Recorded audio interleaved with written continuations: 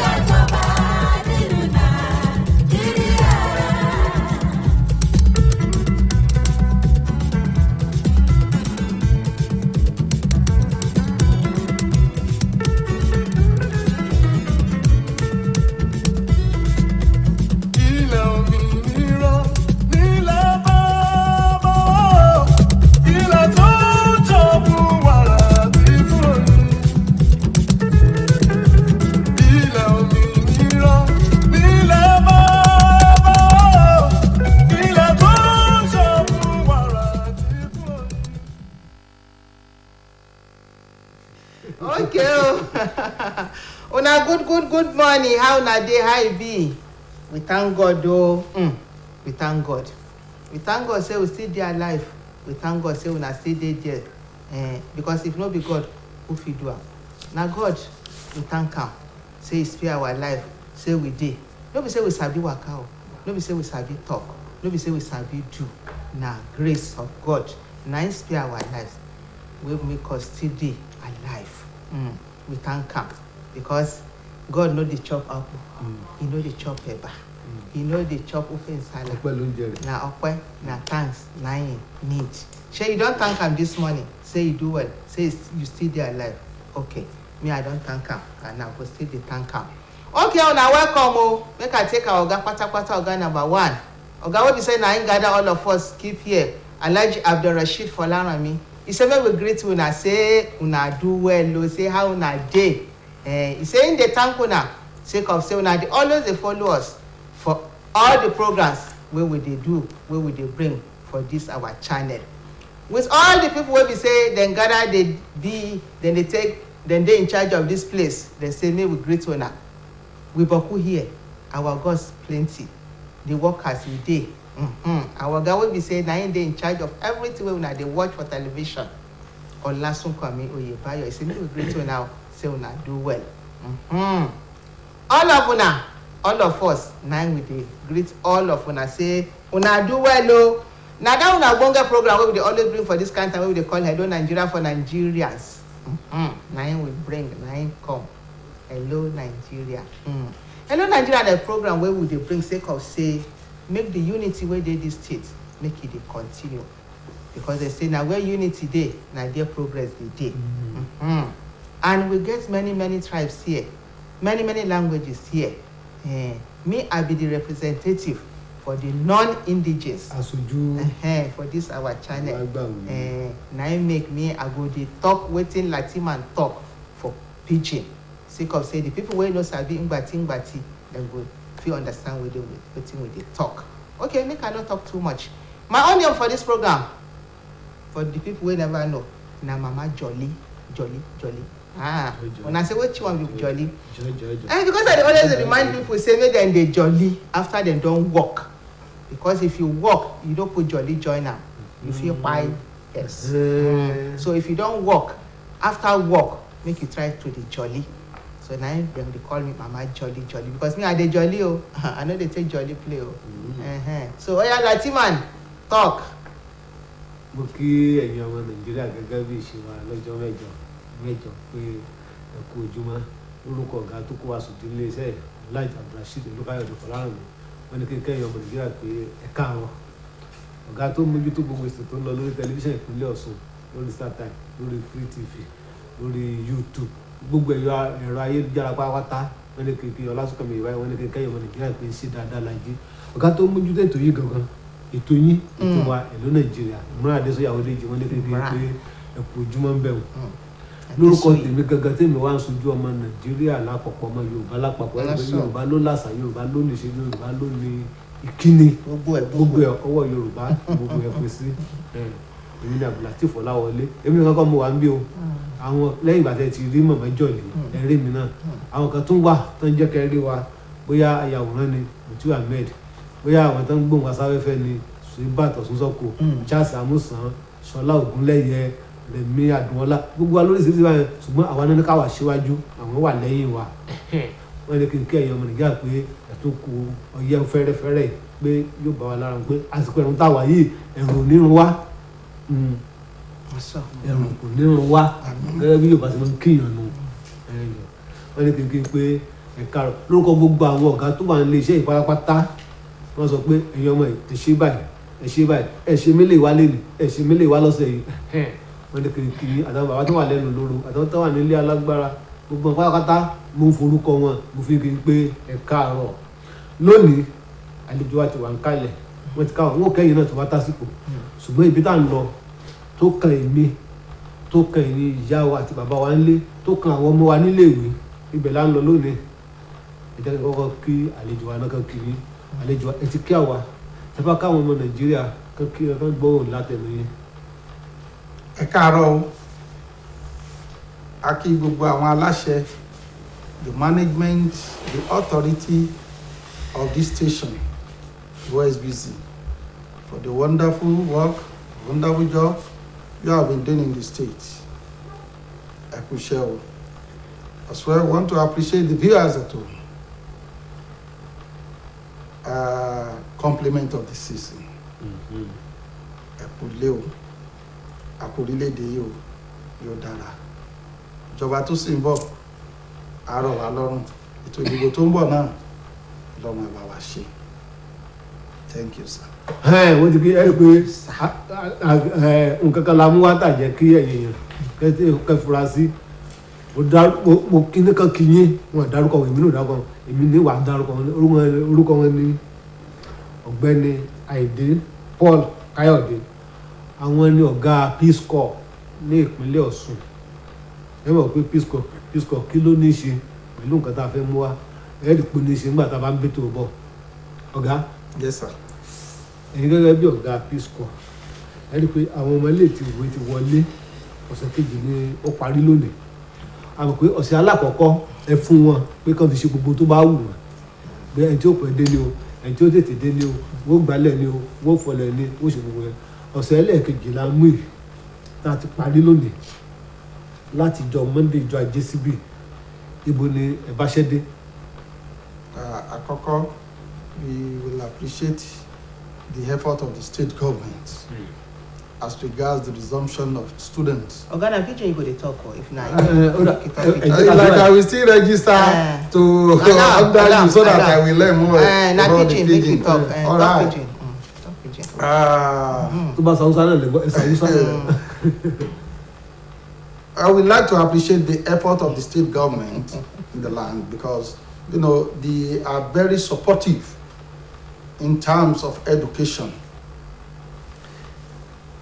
Ní gbípadà wọlé tá a wọlé a rí pé ní ọ̀sẹ̀ àkọ́kọ́ kì í ṣe gbogbo ẹ̀ làwọn ọmọ fi ṣeré because ní àkókò holiday àwọn teachers gan àti principals the management of the schools àwọn gan wọ́n máa ń wá sí school they used to report in the schools.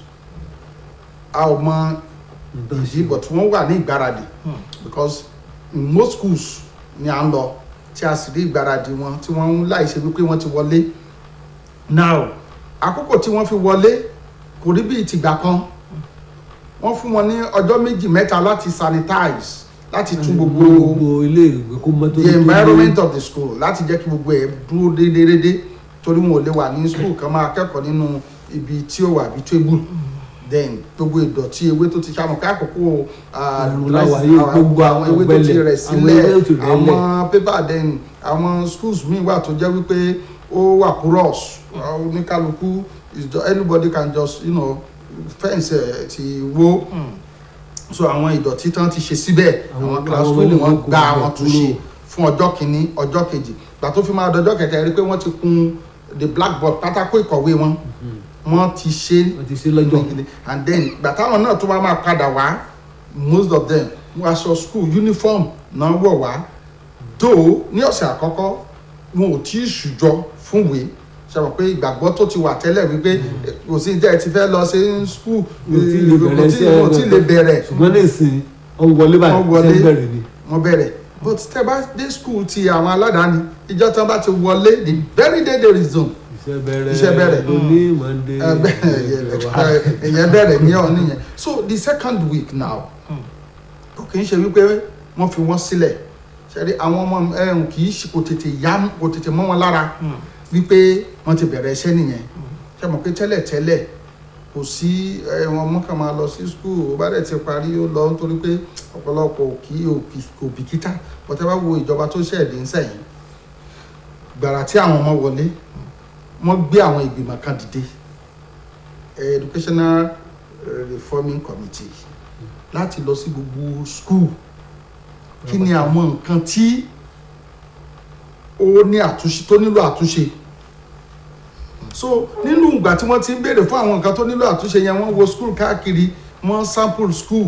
wọ́n ti wò pé kí ni àwọn nǹkan tó fẹ́ ṣe ibo ni nǹkan kù sí nípa ètò ààbò ni o nípa ọ̀rọ̀ àwọn olùkọ́ ni o nǹkan so gbogbo àwọn ìwọ̀n yẹn tó ti gbé ìgbésẹ̀ yẹn ọ̀sẹ̀ yẹn ni wọ́n fi ṣe iṣẹ́ yẹn ní ọ̀sẹ̀ àkọ́kọ́ sí ìkejì yẹn so ní ọ̀sẹ̀ kejì yẹn àwọn ọmọ wọn coordinate ara wọn bẹ́ẹ̀ ni wọ́n coordinate ara wọn ẹ rí wípé bí wọ́n ṣe kọ́kọ́ rìn ní ìgboro ní àkọ́kọ́ ní ọ̀sẹ̀ àkọ́kọ́ kò kì í ṣe bẹ́ẹ̀ they were not learning about assures this week ìdí ni wípé each ti bẹ̀rẹ̀ ní school and ọ̀pọ̀lọpọ̀ òbí dẹ̀ ti mọ̀ wípé ọmọ lọ́la ẹ̀kọ́ dẹ̀ lọ́mọ ògùn kan ṣoṣo tóbi ní fọ́mọ nìyẹn so wọ́n mójútó so kí n kú sọ wípé ní ọ̀sẹ̀ yìí àwọn olùkọ́ oṣù gbẹgbẹrẹ o and mo tún wá observe nǹkan kan ẹ rí i pé àwọn kan wà lára àwọn ọmọ yẹn wọ́n á close ní 2 àwọn kan di 4 kan tó close so mo rí wípé ìgbékalẹ̀ àkókò yìí pẹ̀lú ìfọwọ́sowọ́pọ̀ àwọn parents association àti àwọn òbí parent body pẹ̀lú àwọn olùkọ́ ó dàbí ẹni pé nǹkan yí padà. Oga, you try. Thank you, man. Our people I hope say una still dey there dey watch us. E go dey do una say this today on Oyinbo we dey talk. If person read book, e suppose to talk am and e go show am na him be our oga own. E know book, e read book. Okay, my people, make me I come pigeonalize am. Wetin e talk? For una people wey be say the ngbati wey we dey talk una no understand am and the Oyinbo no too sound for us. Okay, wetin will be the question be say make I first of all tell una say our guest for the program today na officer him be na peace corps oga patapata na him be peace una know peace ba alafia peace na peace corps for our state o for our state get oga I know for Osun state na for Osun state yes, na him be oga for Osun state gradually na you go dey go up. Amen. Thank you. So na peace corps oga for Osun state na him be the guest for the program today and wetin be the question wey we dey ask am be say as children don resume for school students don resume for school wetin be the thing wey dem don do because this is the second week now e don end today wetin be the thing wey dem don do and wetin be the plan for the things wey dem wan do e say no be like before wey be say when children abi students don resume school the first week dem go begin waka about e say this time waka about no dey for school. E say because before dem resume sef dem begin come school small dem don come dey come take care of the school environment, and when dem come resume sef e say e be like say na only one day abi e no even reach 2 days wey dem take tidy the environment. Things wey dem suppose to put in order dem don put am in order, the dirty wey dey dem don clear am, the bushes dem don clean am. Things wey dem suppose to do wey be say the school go dey okay for dem to sit down say this one na better environment to study, dem don do am. E say as soon as dem don finish am na im education akada start, dem don begin. E say and make we come know say for private schools as we know maybe na because dem dey pay big money there na im make the parents dey too serious say na when the students na the day wey dem resume na im dem go begin read. E say but private this public school parents dey think say money wey we kuku dey pay e no kuku too much then we no kuku dey pay, so dem dey take am play. E say na im make some of the children sef dem no dey too serious. E say but no do o, book don start e don different. E say and the government wey dey now na government wey be say e know the value of education. E say e no take am play at all. E say na soon wey dem don resume e say na committee don dey, dem don set up committee wey be say na dem go look say wetin school need, wetin school suppose to do, wetin school suppose to dey do. E say committee don dey. E say im really thank dis government o, and im don see am say dis government na working governor. E dey try and e want to dey try. E say because school now na serious place, no be play, and parents too dem dey supportive with the government because dem know say na children na dem be our tomorrow. This thing wey we dey gather, if our children we no make dem dey serious, all these things wey we dey gather make e no be say na these children go scatter am. E say so parents now dem don dey serious with their children education, dem no dey play with am at all. E say so education for Osun State now e don dey different. Ọ̀gá ẹ̀yin gẹ́gẹ́ bí Peace Corps àwọn èèyàn rí yín nígboro ní pàápàá jùlọ ní àwọn ẹnu olóró àwọn iléèwé, kí ni iṣẹ́ tẹ̀ ń ṣe gan-an? Ẹ ṣé gẹ́gẹ́ bí our core mandate is to ẹ má bínú mọ̀mọ́ ní títí ẹ bá wà ẹ má yọ síra ni no problem sir, ẹ má yọ síra ni ẹ láti ṣe Yorùbá lẹ́wọ̀n iṣẹ́ tí wọ́n tí ó jẹ́ ohun tí a mú ní bàdà ó náà ní ààbò nípa ti àwọn ọmọléèwé. Ẹ wá ṣàkíyèsí wípé gbogbo àwọn agbófinró tó jẹ́ ẹ̀gbọ́n fún wa they were in synergy with us. Kì í ṣe iṣẹ́ àdáṣe. Ìdí ni wípé ìgbà tí a wà níbẹ̀ o ní láti lè challenge authority àwọn intruders tó fẹ́ máa wọlé. Kí ni iṣẹ́ ti yín? Àwọn kan wà tí ò níṣẹ́ tó jẹ́ pé wọ́n ti sọ inú iléèwé ibi tí wọ́n ń hide sí. Tí ẹ bá dẹ̀ ṣàkíyèsí tí ẹ bá lọ sí gbogbo most of the schools ń sẹ́yìn correction yẹn ti wà because ìjọba tó wà níta ó jẹ́ kí àwọn ọmọ mọ̀ wípé ìwé la ní kẹ́kọ̀ọ́. Again àwọn tó jẹ́ olùkọ́ wọ́n ti charge wọn, àwọn náà sit up pẹ̀lú iṣẹ́ wọn. Náà kí wọ́n ló fa tí àwa tí wọ́n ní ká ṣe àbójútó àwọn ọmọ tí a ò ní lè ṣe ojúṣe wa. Tí a bá wà lẹ́nu lóró ẹni tó bá fẹ́ wá yọ àlàáfíà iléèwé lẹ́nu òun ni àwa máa takò, àti láti lè tún jẹ́ kí àwọn ọmọ to complement the effort of the principal of the school authority or the state government as regards the maintenance of discipline in the school. Discipline in school àwa kan ti gbàgbọ́ wípé tí wọ́n bá ná discipline èèyàn ànàfẹ́ kú many slashes of cane náà fi ná èèyàn rárá. Discipline nígbà míì tí wọ́n bá ní kọ́ ọmọ jókòó síbẹ̀ yẹn tẹ́tí ẹ̀wọ̀ ọ̀pọ̀lọpọ̀ ẹni tí wọ́n á ní wọ́n lọ sí correctional center wọ́n ti kò ní lórí ọ̀fẹ́ láti máa lọ káàkiri discipline ni oníjókòó jẹ́. So by the time tí ẹ bá ní kọ́ ọmọ máa wò yín kẹjọ ń lọ tẹjọ ń bọ̀ kò ní convenient fún ọ̀rọ̀ tó yẹ kó sọ kò ní lè sọ ìgbà tó yẹ kó ń wù kò ní lè wù ó kàn ti mọ̀ wípé kò lè ṣe dépa. So discipline bẹ̀rẹ̀ láti bẹ̀ yẹn. Discipline tí a ń sọ nípa ẹni wípé ọmọ mi àkàmú polo ẹ̀ àkàdú ẹlòmíì àfúláì aṣọ ẹ̀kọ́ àkàwọ́ nígbà tí o challenge attitude to the educational environment. You see gbogbo àwọn nǹkan yẹn la máa rí channel wọn sí and then excuse me abáṣàkíyèsí tí ẹ bá lọ sí ọ̀pọ̀lọpọ̀ school sẹ́yìn ẹ̀rù àti kó àwọn ọmọ ti kúrò lára olùkọ́ ẹ̀rù wà lára olùkọ́ tẹ́lẹ̀ wọn ò lè kọ́ mọ́ ẹ̀rù wà lára olùkọ́ tẹ́lẹ̀ wọn ò lè bọ́ ọmọ wí ìdí ni wípé in the years back ìjọba kan ti sọ wípé kò gbọdọ̀ sí olùkọ́ tó gbọdọ̀ fọwọ́ kan ọmọ kankan ṣẹ́ẹ̀dẹ̀ mọ̀ wípé n tá a bá pè ní ọ̀fẹ́ àṣìlórí ọ̀fẹ́ máa ń wà nípa ẹ̀ ó lẹ́yìn bàbá sọ wípé ohun tí a bá fowó ṣe whatever you do any service you don't pay any service rendering to you don't pay for you know you might not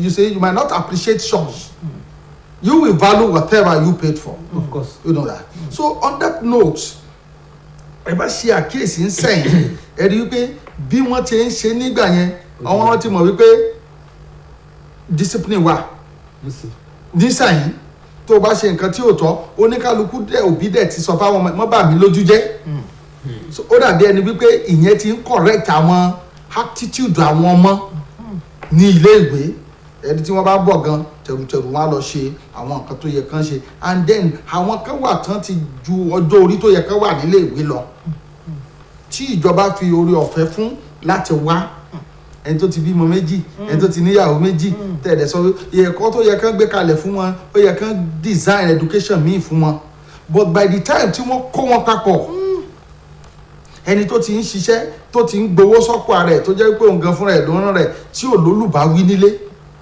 kò sí ohun tí ọ̀gá fẹ́ ṣe fún tó lè jọ lójú ṣùgbọ́n ìyẹn ti reduce ó dẹ̀ jẹ́ kí apá both the principal the vice principal the school authority or the school management at large the teachers ó jẹ́ kí ẹnu wọn kókó láti bá àwọn ọmọ wí nígbà tí ẹnu sì ti kò ìfòyà kúrò nílé ẹ̀kọ́ ìgbà tí ìfòyà ti kúrò ẹ̀rí àwọn ọmọ yẹn láàárọ̀ gan wọn máa sáré láti lọ yàtọ̀ sí àwọn tí buses ń kó káàkiri sí from one school to the other ẹ̀rí pé àwọn ọmọ tó fẹsẹ̀ rìn mo ò rí bíi tìgbà kan tó jẹ́ pé ìtò ìrìngbẹ̀ngbẹ̀dẹ́kẹ́ and then you see a student coming to the school putting a lot of rings and then one fresh ọ̀sọ́rùn you see all those things ó ti stoppage to wà fún so on that note discipline begins from those areas and then when you are talking or you are discussing with someone the manner ẹ̀rí pé àwọn èèyàn ti ń come up with the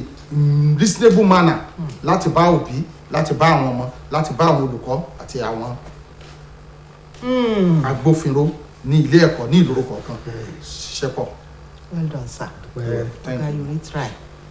The question be say as schools don resume now wetin be the work of Peace Corps for schools?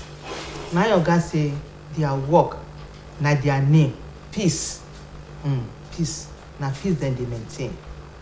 He say because before some people don turn school environment to the place wey be say dem dey perform bad things because that time nobody dey take care of the schools but now if you wan enter any school now you go take am twice because e get people wey be say if you no get business there dem go must to ask you say wetin you dey go do for that school dem no dey give room make you just enter school anyhow and this kind situation wey we dey for Nigeria now e call say make people wey be say dem know wetin dem dey do make dem dey dey for security side for schools because things wey dey happen for other places we thank God say e no enter this our state and we no pray make e enter here and na because these people dey there dem dey do their work na im make people no dey dem dey think am say this kind place no be place wey dem dey go enter.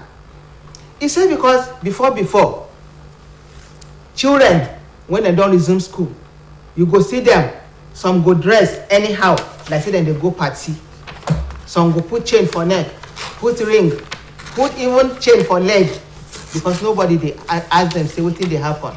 Because that time e be like say dem put one law say teacher must not touch students, you must not be student. But e come dey remind us say pikin wey be say you no dey scold, pikin wey be say you no dey talk to am, pikin wey be say you say dem must not flog and e dey do bad things, e say that kind pikin no do if you no careful, e be like say na that pikin na im go put shame for you. E say but now things don change. No be say dem dey flog dem anyhow. E say no be only flog, no be am. E say e get the kind discipline wey you go give small pikin wey be say im go know say the thing wey e do no good. If you even ask pikin say make e sit down, the time wey you suppose to play you no get time go play, the talk wey you suppose to talk you no get time talk am, e go just dey one side and you go know say that thing na punishment. E say by that children don change, students don begin change. E say when we talk of correctional center, e say no be say dem dey flog dem, no be say dem dey iron dem. E say na because dem keep dem one place, and by that dem too dem go think say this thing wey I do wey bring me come this place, e say na like that. So e say discipline no be only flog. E say no. E say and dem dey maintain peace, and dem thank God say the other security people dem dey join hand with dem. E say dem no leave dem at all. E say dem dey work together. You know say as dem dey talk say one person no dey fit do am, e say na join hand na im dem dey do. E say and im thank God say things dey go as e suppose to go. And with this present government, e say e say man don dey rest, say things don dey as e suppose to dey. Yóò dà fún ọ. Ọ̀gá ẹ̀kú ìjòkó ẹ̀pẹ̀lẹ́ sà. Àwọn ọmọ tẹ́ bá wá rí nígboro ẹ pé kò sí bá a ṣe lè ṣe ara àwọn ọ̀pọ̀lọpọ̀ sí kọ̀ọ̀kan. Àwọn tẹ́ bá wá rí nígboro kí nìkan tẹ́ ẹ ṣe fún wọn. Bóyá kàn rí ẹ wà lẹ́nu ìloro ẹ wá rí pé ó kọjá lọ pé ọmọ iléèwé lélẹ̀ tó sì wọṣọ. Kí nìkan tẹ́ ẹ ṣe fún wọn ìyẹn kan. Ẹlẹ́ẹ̀kejì ṣé òbí àtolùkọ́ ṣé wọ́n bá ń fọwọ́sowọ́pọ̀? Ẹ ṣé.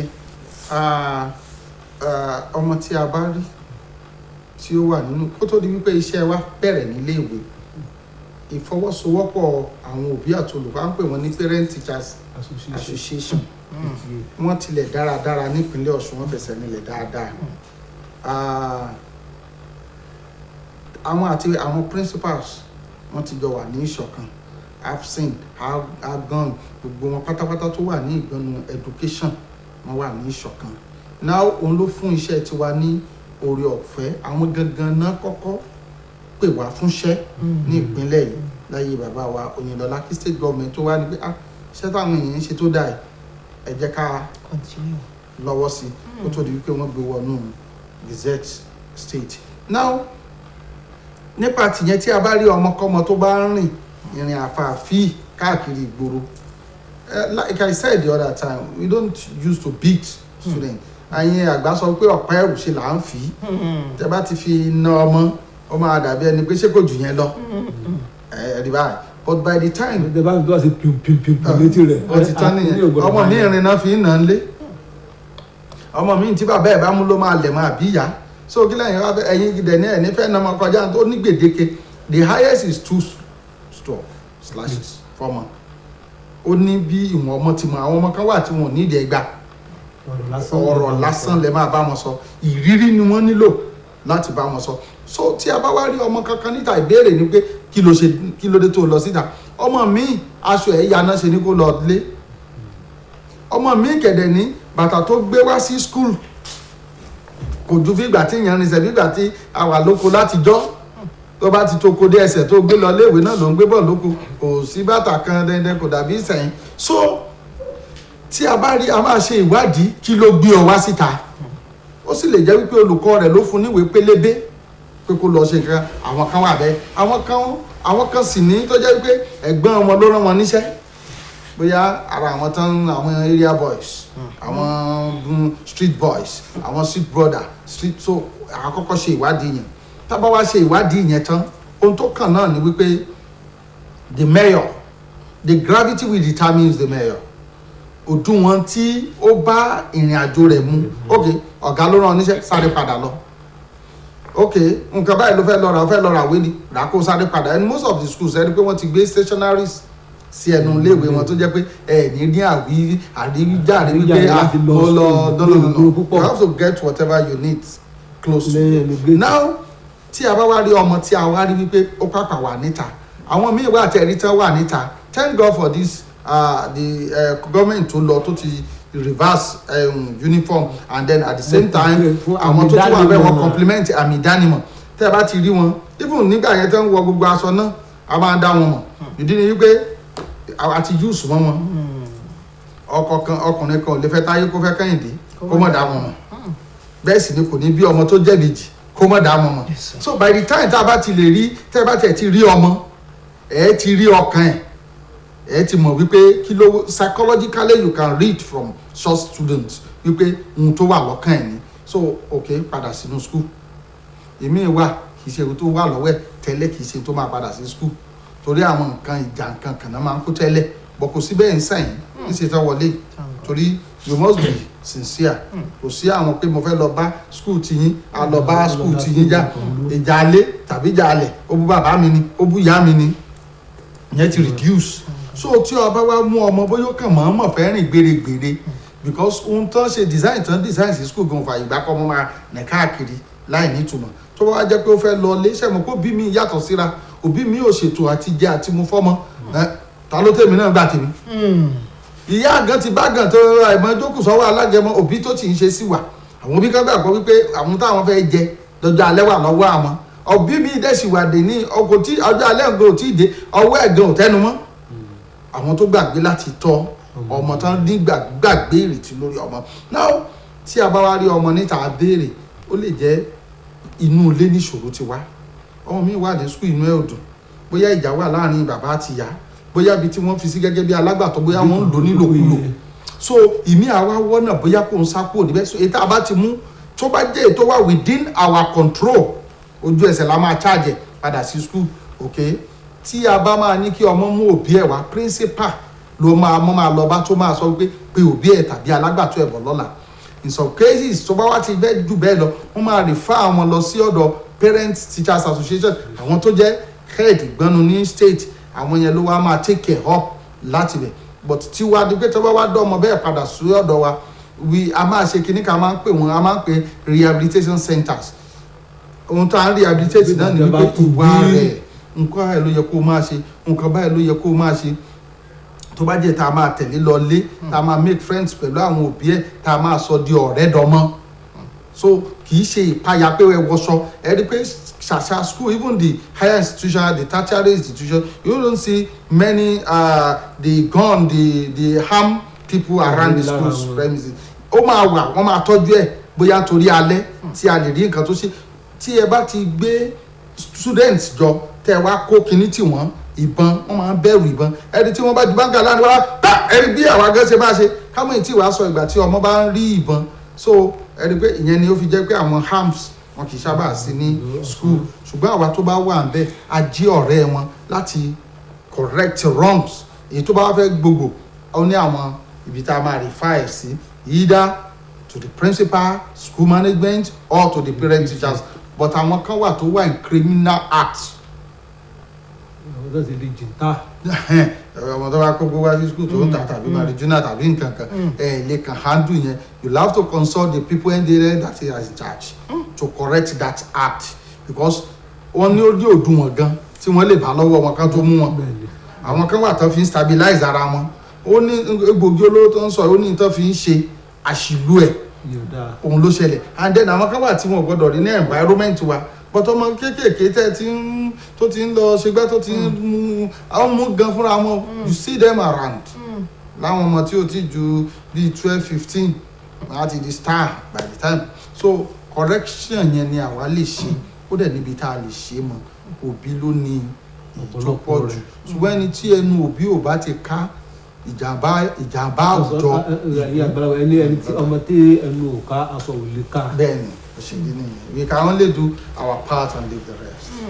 oga una try una really dey try So our people hope say una still dey there na the program wey we dey call Hello Nigeria for Nigerians. Na im we still dey bring o. Wetin we dey talk of today na about our students wey resume school.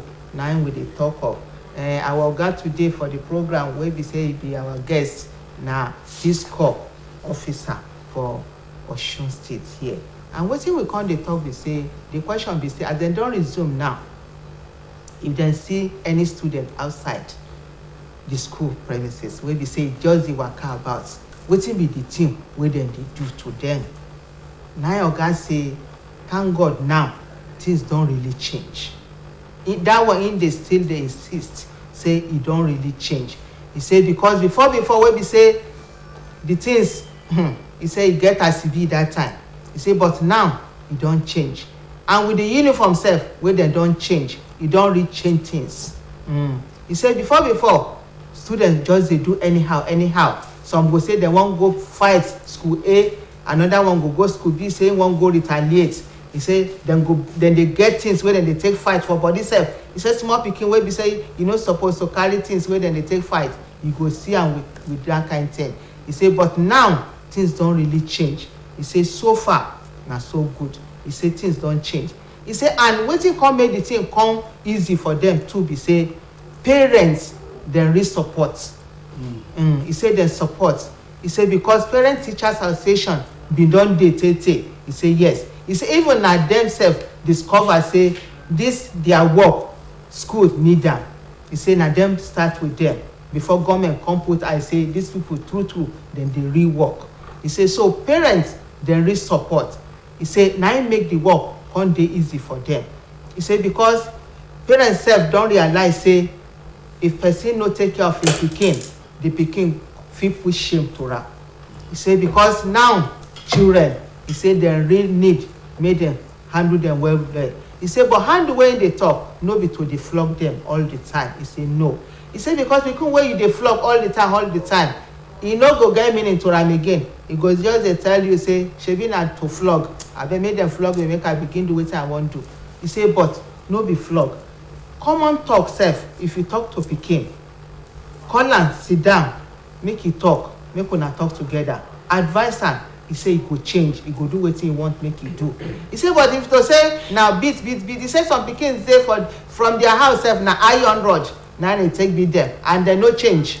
The thing no change dem, e just dey make dem harden.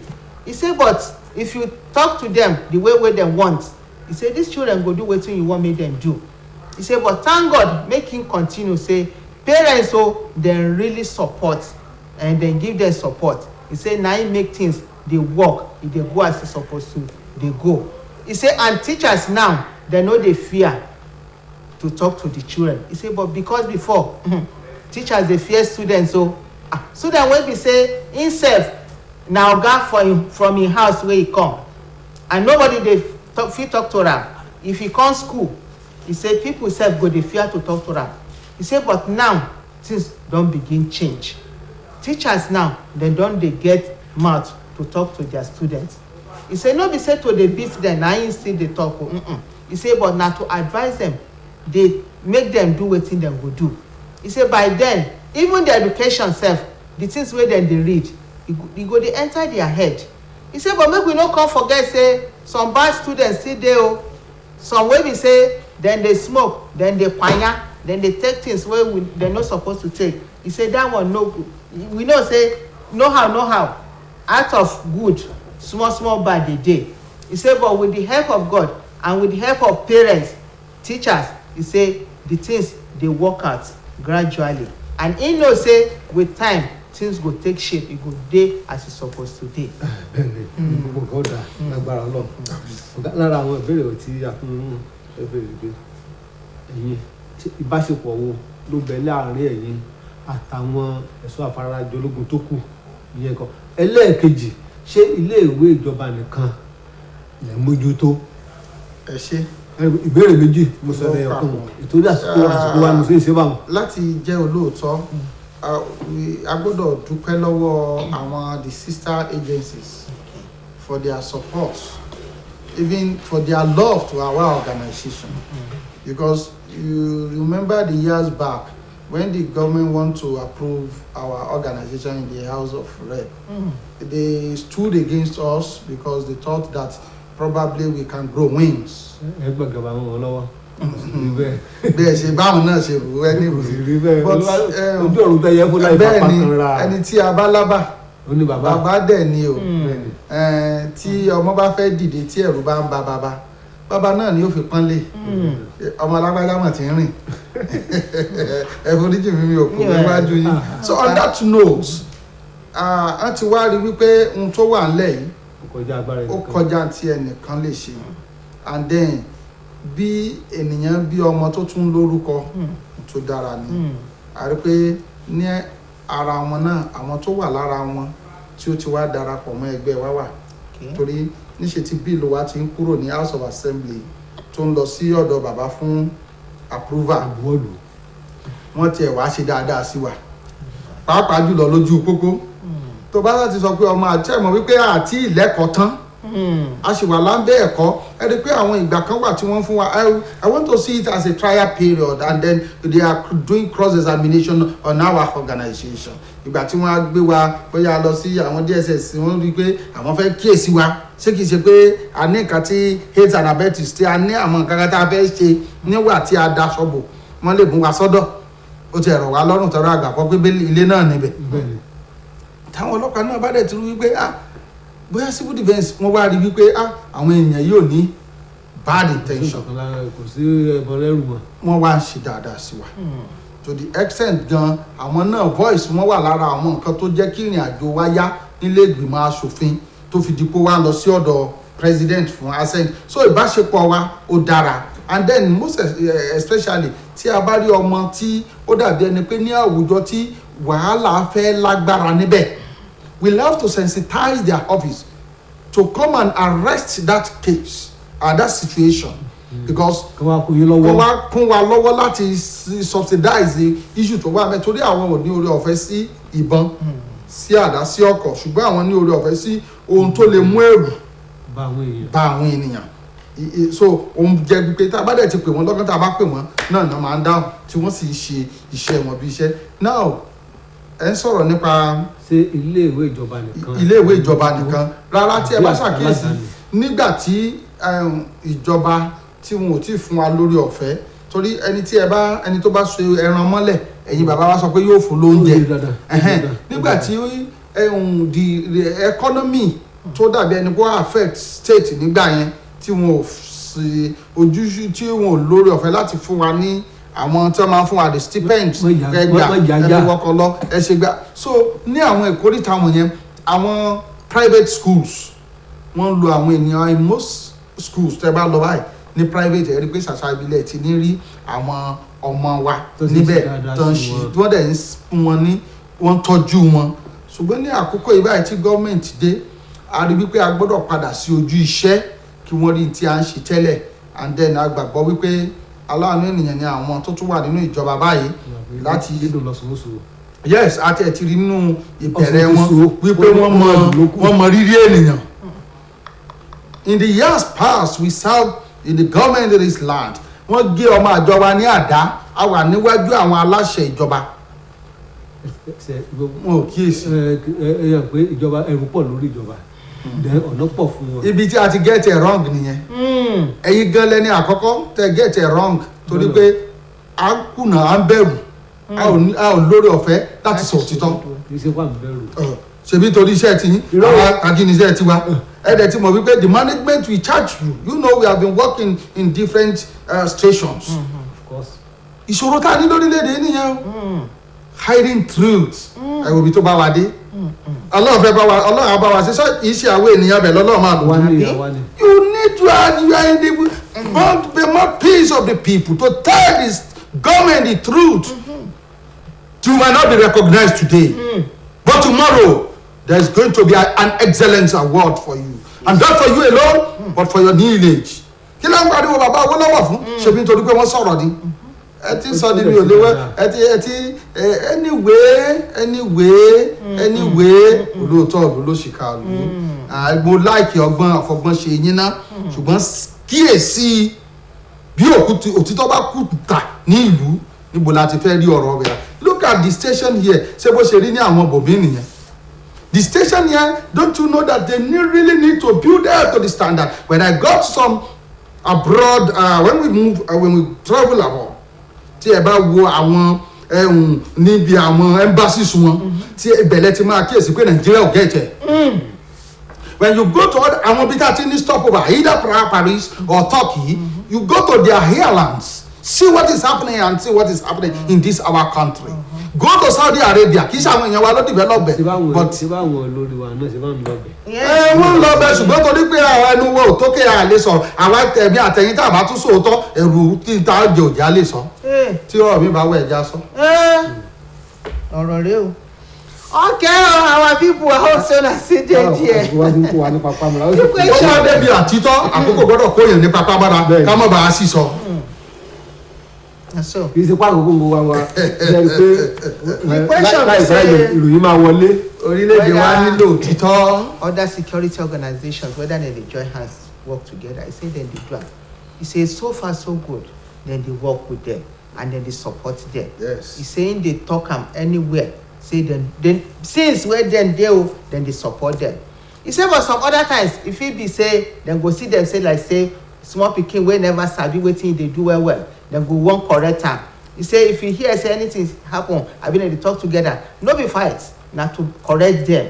He say because dem see them as the senior and senior must always to correct in pikin or in younger ones. He say so far so good. The other sister organizations he say dem dey support them.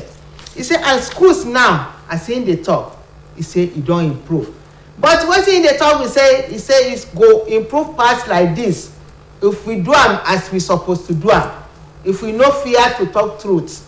He say because if you like say the thing wey dey do us for this our country be say we too dey fear to talk. He say whether you talk o you go die, if you no talk o you go die. He say but because wetin people wan chop e no dey allow them talk true. He say him no dey fear to talk truth. He say na because na truth na im dey lift person up. He say we dey mention Awolowo now. He say na because wetin Awolowo do during im lifetime. He say na im make we still dey remember am now. He say so im dey talk say make we do am as we suppose to do am, make we get am as we suppose to get am, make things for dey as e suppose to dey. Lẹ́sẹ̀ ìjọkan. Yes sir. Ìmọ̀ràn yín sí òbí olùkọ́ alágbàtọ́ Ẹ ṣe ìmọ̀ràn mi sí ẹ̀yin òbí wa. Lẹ́sẹ̀ ìjọkan. Òun náà ni wípé kí ẹ fi ìbẹ̀rù Ọlọ́run kọ́ wa sí. Tí ìbẹ̀rù Ọlọ́run bá wà ní ọkàn àwọn ọmọ, tí ìbẹ̀rù Ọlọ́run bá wà láyé ẹ̀yin bí òbí tí àwọn ọmọ rí, àwa náà máa imitate ẹ̀. Ṣùgbọ́n ìgbé ayé àjọǹkíá la ń gbé, ẹ fi ìbẹ̀rù Ọlọ́run kọ́ wa. Sí ìjọba, kí ìjọba bẹ̀rù kán rántí wípé àwọn kan wà ń bẹ̀ lánàá, àwọn kan ò sí bẹ́ẹ̀, àwọn kan wà lónìí, àwọn kan wà lọ́la. Ayére ló rẹ́yìn olóko kì í ṣọ̀fọ̀ kì í ṣègèdè. Ayé gan rẹ́yìn ènìyàn torí ènìyàn àwa àjáde tó bẹ̀. Ó mú wọ́n tá a bá ń ṣe tí a bá lè fi ìbẹ̀rù Ọlọ́run kún, tí a bá lè fi ìbẹ̀rù Ọlọ́run kún pé lọ́jọ́ kan ẹrú ẹ̀yin gan tẹ́ ń sọ̀rọ̀ ń sìn ẹrú ọ̀pọ̀lọpọ̀ òṣìṣẹ́ á kúrò lẹ́nu iṣẹ́. Ó tún jẹ́ wípé àwọn la máa tọ́ ọmọ kò sí iṣẹ́ ọmọ tí wọ́n fi wàhálà owó tí ò tó nǹkan tọ́ lọ ní skul. Ọmọ òun ni wọ́n á tún bá ṣẹ̀ṣẹ̀ máa tún jẹ́ pé àwọn alágbọ̀n ọmọ ẹ̀tọ́ àbí ó ti yẹ kó níyàwó wọ́n á tún gbọ́ ọmọ. Owó tí àwọn gan gbà ní pẹ́ńsẹ̀ wọn ò ní rí gbà wọn ò tún ní tó tọ́jú. Ẹ jẹ́ ká bẹ̀rù wá. Ìbẹ̀rù Olúwa. Na talk our people the advice we say make we fear God, fear of God na im be the solution to all these things wey dey happen. If we no put fear of God for our children mind na im dey make them do the things wey dem no suppose to do o. Make we put fear of God for our children mind make dem dey do wetin dem suppose to do and government make we do as una suppose to do. He say because we dey talk of those wey don go. He say those wey dey today too if dem do their own dem go leave. Tomorrow people dem go still dey. He say life continues. He say but make we put fear of God make e dey top for everything wey we dey do. Adúpẹ́ Na fear of God. pé bí eré bí àwọ̀dà àsìkò àti ìtukọ̀ àwọn akọ́mọ́ra adúpẹ́ lọ́wọ́ ọ̀gá Peace Corps Commander Àyìndé Paul Káyọ̀dé àwọn lọ̀gá Peace Corps ní ìpínlẹ̀ Ọ̀ṣun. Nígbà tí wọ́n ń bọ̀ wọ́n dá wá a rí ọ̀fíìsà Ajíbóyè Adéwùmí bákan náà la rí ọ̀fíìsà Olóyèdè Tolúlọpẹ́ lórúkọ àwọn ọ̀gá iléeṣẹ́ láti ibi tó ti bẹ̀rẹ̀ débi tó dé tábà ní ká máa dákọ̀ wọn àsìkò ti gbà ó ti kó wa ní ká mọ́ra wọ́n ní ká kí pé ẹ kú dìde. Thank you, sir. lórúkọ àwọn tá a jọ ṣe ètò lónìí tá a tún lè dárúkọ gbogbo wọn tán wọ́n ní ká kí pé ẹ kú dìde. Thank you, sir. lórúkọ àwa méjèèjì tí àgbáyé lálejò a kí pé ẹ kú dìde. Thank you, sir. títí ọjọ́ mẹ́jọ tá a tó mú ọ̀tún ètò mi wá sí ojú rẹ ní orí ètò yín ètò wa Ẹ̀dùn Nàìjíríà orúkọ ìdúnà Abdulateef Fọláwẹ́ tí mo sọ pé ká láàfíà kó jọba nílẹ̀ Nàìjíríà. Okay, until another time we go bring another topic come for the program we dey call Hello Nigeria for Nigerians. Make una remember fear of God na im suppose to dey on top of everything wey we dey do. Till another time, make una dey remember to put jolly join wetin una dey do. Bye bye.